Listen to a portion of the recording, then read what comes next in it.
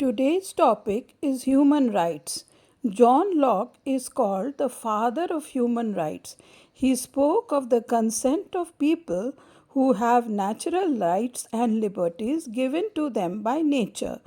People allow the government to control life, liberty, and property.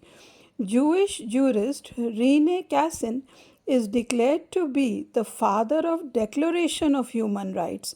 The ancient monarch Cyrus the Great was the first to talk about abolition of slavery, equality, and religious tolerance.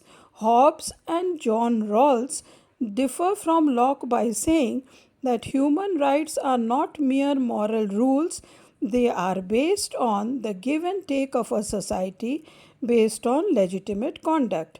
The modern approach to human rights calls it a freedom of choice, the will theory, or the benefit theory, which says human well being must be compulsorily. More politically and legally, the 5 R's of human rights are repatriation, reintegration, resettlement, rehabilitation, and resilience. Fundamentally, human rights are prevention of exploitation, establishing human equality and dignity. मानव अधिकार के पिता John Locke कहे जाते हैं। Bentham Austin भी इस सिद्धांत के समर्थक रहे हैं। कैसिन और साइरस महान प्राचीन मानवता अधिकारवादी माने जाते हैं। लॉक मानव के बुनियादी अधिकारों को प्राकृतिक मानते हैं। भोजन, शिक्षा, काम, स्वतंत्रता और स्वास्थ्य मौलिक रूप से हर मनुष्य के लिए आवश्यक है। सामाजिक रूप से सहभाग, उत्तरदायित्व या जवाबदेही, पक्षपात का अभाव, समानता, वैधता और सशक्तिकरण इसको मुख्य रूप से व्यक्त करते हैं।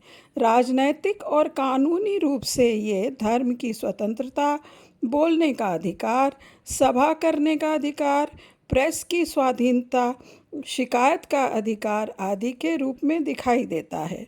इस प्रकार से अधिकार, कर्तव्य, भाईचारा, मानव गरिमा और समन्वय मानव अधिकार के प्रमुख विचार हैं। मानव अधिकार का अध्ययन नीतिशास्त्र में, राजनीति शास्त्र में और कानून में किया जाता है। आज का टॉपिक यहीं समाप्त करते हैं। नए टॉपिक के साथ फिर आएंगे। नमस्कार।